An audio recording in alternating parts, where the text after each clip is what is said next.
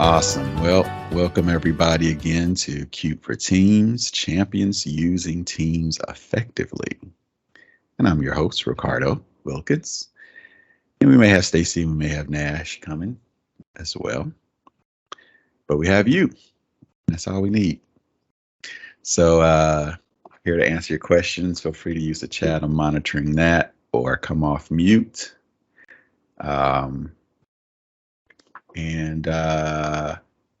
Okay, I see the chat there. Okay, yep. So we'll jump right in, and mentioning webinar in the chat, which that is the big excitement these days. You know that webinar is now in GCC. We've hit that a couple times in these sessions, and hopefully remember that Stacy mentioned a couple of events coming up about that. And if I was good, I could find those dates out. And they may actually be in the chat. I'll look for that. But she's got some dates, and I think she's actually leading the sessions, but they will be 2 sessions related to webinar and demoing it as well. So I can't find it just yet, but I believe one might be today and one next week maybe. I'll try to find that. Yesterday, okay. Yeah, one was yesterday, and the other one is upcoming. Okay. So you missed one, but you still got a chance for the other. But essentially what we're talking about is the existence in our GCC tenant, which this is the existence of the webinar feature there. So we do have that in GCC, and again, primarily this is adding, I guess, from my perspective, adding registration components to the Teams meeting. A little different than the webinars you would do in live events. And Christiana, did you have a specific question or something? Oh, great! You put the in the chat. Did I put both of them? Yeah. Yes. It's yesterday perfect. and today. Okay, awesome. So today, 12:30 p.m. Eastern time. So anybody that's on or watching, and you got a little bit of time to register. But yes, ak.ms/teams webinars GCC would be a place. _ May 6 would be the one you'd want to go to. So that's awesome. So, specific questions. I'm sighing because I'm really waiting for the second organizer. Yeah. Yeah, right. But a use case that I can think of as it impacts my agency is our HR team. They host QWL events, and they like it when participants register so they know who to anticipate. Mm-hmm. So prior to using webinar, we were using forms. So the HR would call the IT team would set up registration using Microsoft Forms, and then we would do a link in SharePoint where participants who signed up, who registered on the forms site, if you will, would receive an ICS link that they can download with the calendar to put on their Outlook calendar for the event. Does webinar handle all of that without us having to create forms? So I believe so. I'm trying to think through all of that. I mean, we're certainly looking here at the registration page that is a part of webinar. As you can see here, I think I need a setting to get that everyone going properly. But, we have this registration area here. Whether it generates an ICS is what I know it gets on that person's calendar. I don't know if that's via ICS or just accepting it. Tim, I see your hand up. Do you have a? Yeah, Ricardo, what happens is when people register, they get an email. That email has an ICS attached to it. Yep. And so they need to download it. So you won't see it on this form. Right. You'd have to go through the registration process. Yeah. So that's the way it gets on their calendar. Right. That sounds like that's hitting the scenario you described there, right? You as the organizer getting a feel for who's coming, person's getting something on their calendar, right? And you can give up the forms and the SharePoint and stuff.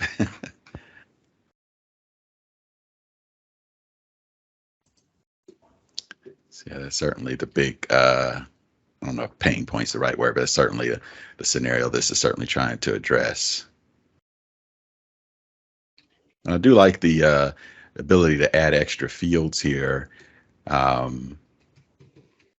because now becomes an opportunity, I guess, like the same way you would if you were using Microsoft Forms, SharePoint, an opportunity to potentially get some additional info as well, as opposed to just knowing who's coming.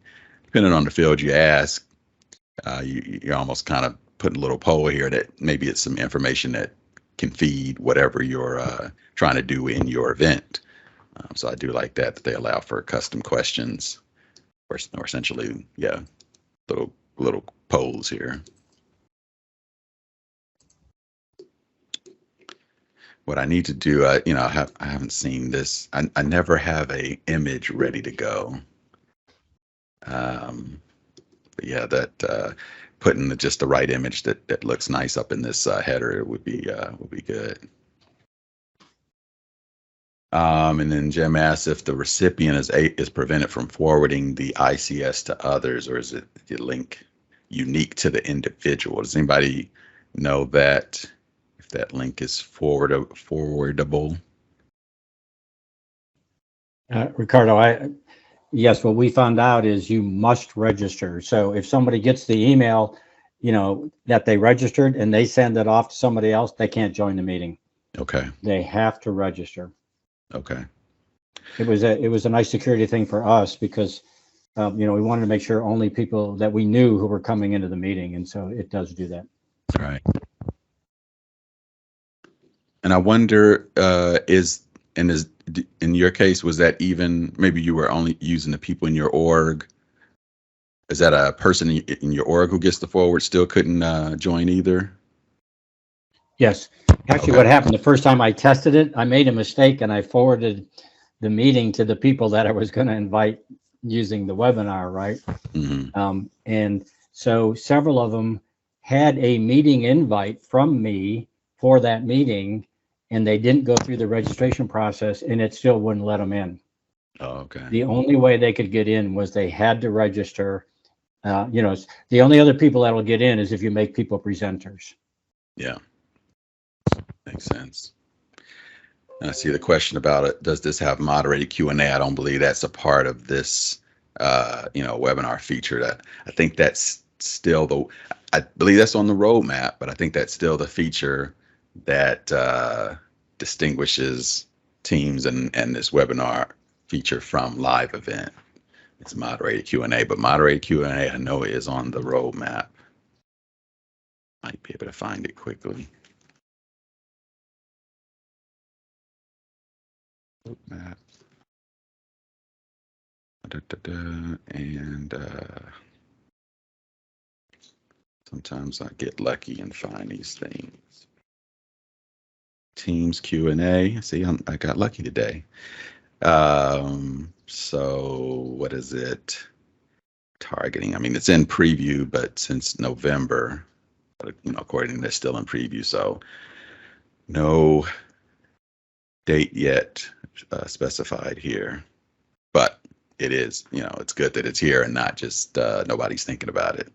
So to your point, when moderated Q&A for Teams meetings and webinars comes, that'll be interesting. I certainly got a lot of customers and folks who do a lot of live events, and that will be the interesting point where you'll really have to decide, am I going to do live event or Teams webinar? Because they'll be so similar.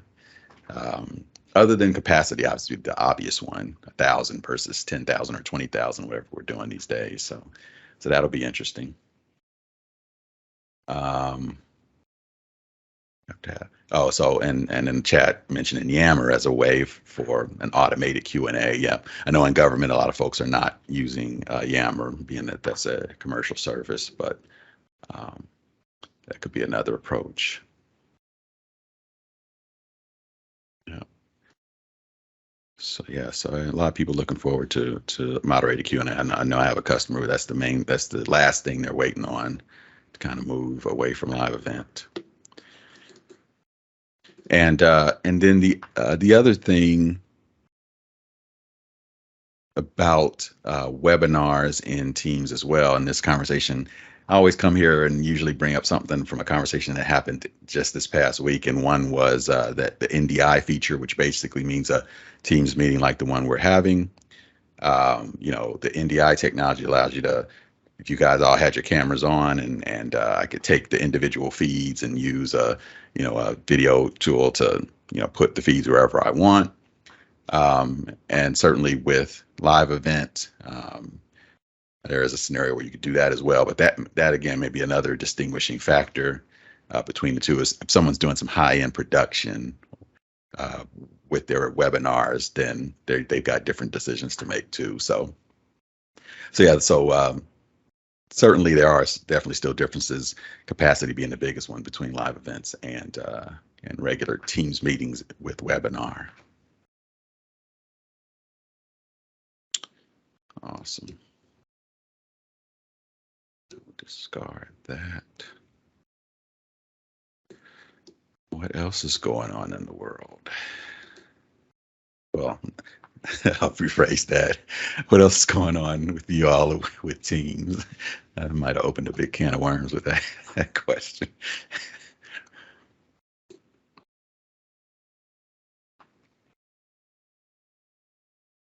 See some chat bubbles happening there. While I wait for that chat bubble, yeah, right. This is only a 30-minute session. I can't answer that what's going on in the world question. But again, lately I've been thinking about Teams and channels, because I had that limited little survey where I asked, I think on LinkedIn, what kind of things people want, and I was surprised that overwhelmingly people were asking about Teams and channel best practices and files. Maybe more so than meetings. It maybe we have all got this whole meetings thing pretty much figured out. We've been doing it. We've been hitting it pretty hard for a while here. So then that's great. What many organizations don't quite hit as hard, or at least initially with their use of Teams, is some of the channel and collaboration pieces. And as I was thinking through that, I thought one thing I don't hear a lot about is tags in Teams, or in Teams and channels. And I know that that's not necessarily, I don't think that it is a part of this. I wonder what was wrong with this particular team. I clicked the wrong thing. Yeah. Tags in your team. I don't know if you guys use those much. I've used tags, but few others do. Real quickly, what is it? I need to go to one that I own. I think it's this one. Yeah. What is it? Quickly. So Bob here owns this particular team. Creating the tag means you're creating a label, like maybe project managers. And then I can start to, and I don't have any name, team, so this was a bad example. Let's go ahead and add them. And it happens to be a guest user, but you can add one or more people to that tag, such that, as you can see there, when I am in the channel, I can mention the tag, which was project managers. One person has this tag. Hopefully you can see that there. And so they get the alert. It looks like a normal @ mention, like an individual @ mention, even though a group of people have gotten it. Again, I use this anytime I find myself repeatedly at mentioning, even if it's two, if I'm repeatedly at mentioning two or certainly more people on posts, to me that they probably need a tag. So, just a little less work for me. But again, the reason I like tags too is just I'm such a big fan of at mentions and their importance in terms of teams' best practices and making sure that people see the posts that they need to see. You got to get good at mentions, whether it's the channel, the team mentions, individual mentions, and then now you have tag mentions maybe as well. So certainly don't want to overuse the at mention, but you do want to use it. That's the way you make sure people don't miss the things that you're using or posting. So keep that in mind. Owners need to be the ones to create it and manage them. But from that point, everyone in the team can use them, and then you can see which tags you're a part of, which in this case, none. Okay. There is this chat with the group, which I think ends up creating a chat and kind of breaks out all the individuals. I have not used that much because I'm also a big fan of naming my chats. I think I may have talked about that in the past. So if I have a group chat with a couple of people, I always put a name to it, just like you would put a subject on email. I'm not a big fan at all of someone seeing a chat in their stream that has a couple of names listed and the ... for the rest. In my mind, they don't, unless they're good at just remembering what that chat was about. I just think it helps my colleagues when I name the chat so they know what they're looking at. So little convo there about tags. One limit in the chat, one limitation: tags created in the team aren't available within a private channel in that team, or vice versa. Yeah, and also not available across teams, which I guess makes sense by design. But I'm in so many multiple teams with the same people. I would love to, if I've got my project manager's tag and I'm in teams with those same people, I'd love to just keep using that tag in all the teams, which I can certainly recreate them. But yeah, I hit that limitation too, wondering why my at project managers thing wasn't working. I was like, oh, I'm in a different team. Wasn't there a new setting that allowed delegation of who could create tags? I don't know that I've seen that. Could be. I haven't dived that deep. And then a question about Powerapp integration in Teams. That should be there. I think, as Tim said, Power Automate tab is still on the wait list, but hitting the plus symbol here. And where is there's my Power Apps. I think that's what you asked about, right? Power Apps. Yeah, Power Apps is there. Hit add. And I got to put more content in my demo environments because I bet I don't have any apps coming up here. Of course, I could create one, but if I had an existing app, this is where that would show. Okay, I need to put some more content in these demo environments. You also have it there, which I could pin to the side. Hopefully I didn't do that too quickly, but now that Power Apps is a tab here as well. My home area. These certainly are going to help me, make an app really quickly. So I could go through that. Got the build tab here. So some nice integration there for Power Apps for sure. Still thinking. And what else are we seeing here? But yeah, what we're missing, I think.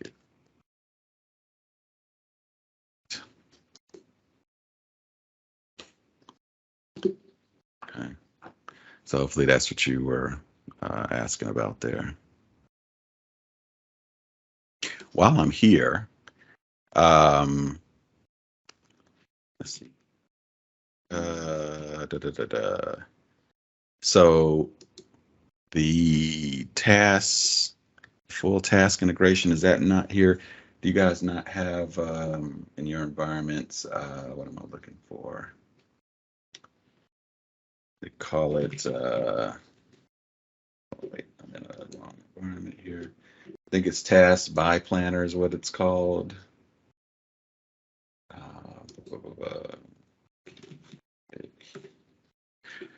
But where I was going with that is my question is tasks. So tasks is a big, I use them a lot, and whether it's planner, to do, Outlook, that task concept and the integration and kind of that whole piece there is potentially an interesting conversation. I don't know if you all use a lot of tasks or not, whether that would be worth diving into. Certainly, while we're waiting for the current, task list, for GCC, it might be a little premature to have that conversation, but you certainly do have to do in GCC. You got planner tasks and certainly Outlook tasks. So, if that's an interesting topic for folks, because if you don't use tasks, then I'd love to have a conversation about your task management in general and whether it involves Teams or Office 365, or if it's a notepad, and some sticky notes on your monitor. Those are, to me, are interesting questions. Not that any of those are better or worse than the other. My experience has been it's a very cumbersome process. Mm-hmm. Because the Outlook one that we're using with the desktop version of Outlook, just it doesn't get you what you need to make it intuitive. And so you end up getting it cluttered with all kinds of stuff that has passed and may not be relevant any longer, and it just becomes unmanageable. And then the to-do that is in the web version of that is also not intuitive, because when it allows you to create the task, but it doesn't allow you to create simultaneously all the detail around it. Yeah. And then when you go to try and get back into it, to dive under the hood and put all that information in, you inadvertently click on the radio button and it says that you just completed the task. I have experienced that too. Yep. What I can say is I do like the fact that effort is being put into a more cohesive picture. We're certainly not where we need to be, I guess, but there's a lot of entry points to a particular task. OneNote has a feed now, Outlook, Teams, and then of course the individual apps planner to do. I've seen integration with the phone. In my case, I'm a Samsung phone user, and even some Samsung Notes integration. So as who am trying to, manage tasks with digital tools, I'm looking at this landscape, it's a lot. And, every time some changes happen, I'm constantly reevaluating how I need to, do my tasks. Can I focus on one particular tool and ignore the rest and all that good stuff? So I don't think we're there yet. I like, though, that it's heading in that direction. And for all of us, heavy duty task management, or task list users, we're waiting for that day when it's a nice seamless process.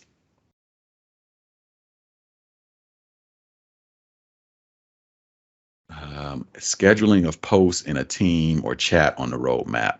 So that is on the roadmap.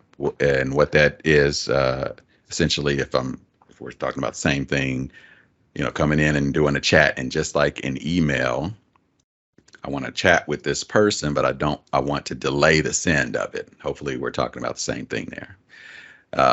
So I want to chat with someone, but I want to delay it. I want to send it, classic example, send it tomorrow morning, 8 a.m. during their work hours, not 11 p.m. when I'm sitting here doing work, right? We can do that in Outlook today. And yes, I am anxiously awaiting that for Teams. I use that a lot with email, again, trying to be conscious of my colleagues' working hours. So I delay emails sends all the time. And I'm desperately missing that function in Teams. A lot of times I'll compose a Teams chat and kind of just leave the window there until, the morning or something, so I can hit send then.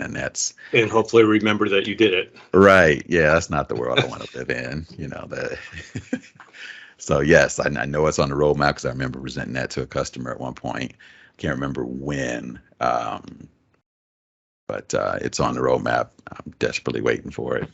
Yeah, I'm at the point in my life where if I don't jot it down when I'm thinking about it, the chance of it coming back is probably slim to none. Yeah. So having the ability to put it in there, and then even if in the course of business hours, you see that the person's on Do Not Disturb or, that they're busy, etiquette and being conscious of that push for etiquette in the way that we communicate asynchronously, you just want to kind of delay that. Right. But then if you compose it, and it may be days before you go back to that person and realize, oh crap, I never sent that message. Yeah. So, and speaking of delayed messages, that has value even for us as individuals. Mm-hmm. And I will say the Outlook on the web does it a little more elegantly than Outlook. Outlook Desktop's been doing it for years, but it's several clicks, in my opinion. With Outlook on the web, every message has a drop down for essentially delayed delivery. The reason I say this so the reason I say this is key for us as well, even if I send a lot of emails to myself because, and I don't, maybe this isn't, great, but my inbox tends to be my feed for next actions. And so in this case, I send something to myself, call John in the morning about whatever, right? And then I'm sending that to myself tomorrow. It wouldn't be Saturday, but tomorrow at 8, right? So I'm going to get that. I send it to myself at whatever time I want to be reminded to do it. Obviously, I could do that as a reminder and to do. A lot of times, though, it's just easy for me to see that pop up in my inbox. So sending it to myself with that delayed delivery, as well as something that I need to follow up on, like trying to find an actual email message here. Yeah, like this one. Let's say I wanted to respond to this. You have the snooze feature. So I want to respond to this later today or maybe tomorrow at 8. So now I'm snoozing this email, which is the same as sending it to myself in a delayed delivery. And then tomorrow at 8, that comes up top of my feed, kind of looks like a new message, even though it comes and it's got a little clock symbol on it. So I know it was a snoozed message. But again, that just lets me know, yes, I want to address this, but not right now. Don't want to move it. Maybe I don't want to do a flag or a task on it. So I'm just going to snooze it for later, for this evening. And I love they're preset ones because these are so key. Most things I delay till after work or first thing the next morning, or I love this weekend. I got so many, especially things I just want to read, but not right now. I'll delay them till, Saturday morning. And then I get a whole list of them that come in the morning, and they're not necessarily work related, but something I just want to get to. And then of course, next week as well. So those are good ones, but you can certainly choose whichever one you want, whichever specific time you want. That snooze is a key piece to my productivity. It's the one keeping me in Outlook web and out of Outlook desktop these days. I need them to add snooze to Outlook desktop. And I'd love a more elegant send later feature, just like the web, but if they can give me snooze, I could use Outlook desktop a little more because I use that all the time. So, and then yes, when this concept comes to Teams, then life is good. What else do I need in life once that comes to Teams? So good stuff. Are there other benefits to using Outlook on the web as opposed to the desktop, or the other way around of using the desktop as a? I think so. I guess the best commercial for that is the fact that I have been 90% Outlook web for the last few years, really. because I do think it's got a little more, kind of Web 2.0 intelligence. They do still say Web 2.0, probably something higher than that, but it's got a little more intelligence to it than desktop is. Innovation tends to come there first and then maybe seeps into Outlook Desktop. Even things as simple as, although I think it may be in or coming to desktop, but the type ahead, let me see if I can. I was trying to come up with a phrase, but I don't know if you've ever seen you start typing something that actually recommends the rest of the sentence. I love that.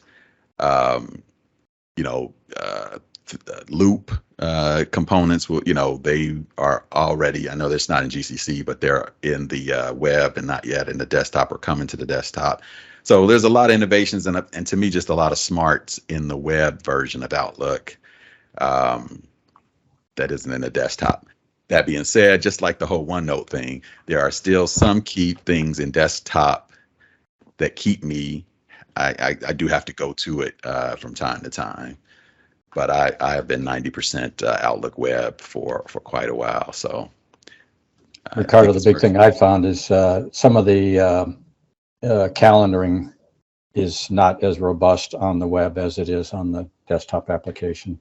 Yeah, invites in particular. But other than that, I agree with you. I'm for just straight up mail. I think the web's much better. Yeah. Yeah, there is a couple calendar features that I still depend on Outlook Desktop for. I feel like some of them are little little edge cases that, maybe not many people are using, and maybe that's why it's not there. But you're right. Yeah, the edge piece. I mean, the calendar piece. You'll notice too, though, like these features up here you could do this in desktop, but the to-do tab is there. And certainly, I think Jim just mentioned some of the limitations to this, but it is nice to see your to-do lists integrated right here.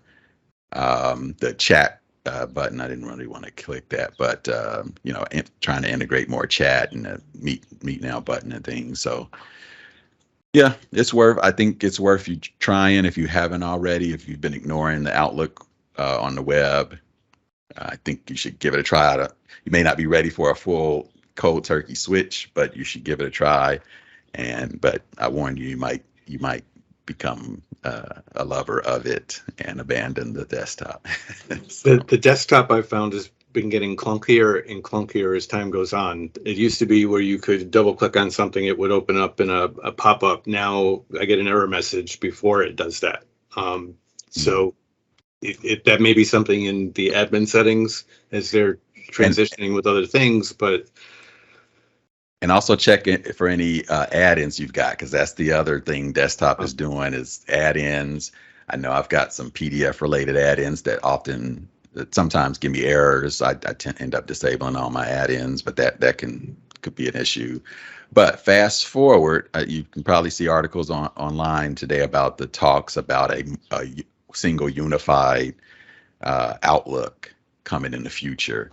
So hoping that's the best of both worlds, similar to what they're trying to do with OneNote as well. So all of our gripes on either side of this conversation hopefully get fixed in this magical new UI. So add-ins aren't transferable to the web environment. I don't think so, because at least most add-ins I see are kind of the older technology.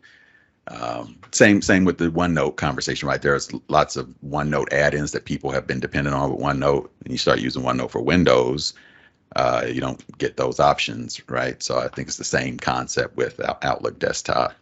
They're Win32s, specific kind of things. Okay, we're over time, but that was wonderful information. So thank you. Yeah, awesome. And I'll have to think about if there's more a bigger picture or story we could do there, a bigger demo. But definitely good conversation. Good to see you all. Hit us up if you need anything. But we'll catch you next week. Thanks a lot. Thanks for watching. Be sure to like and subscribe and check out the blog for more content.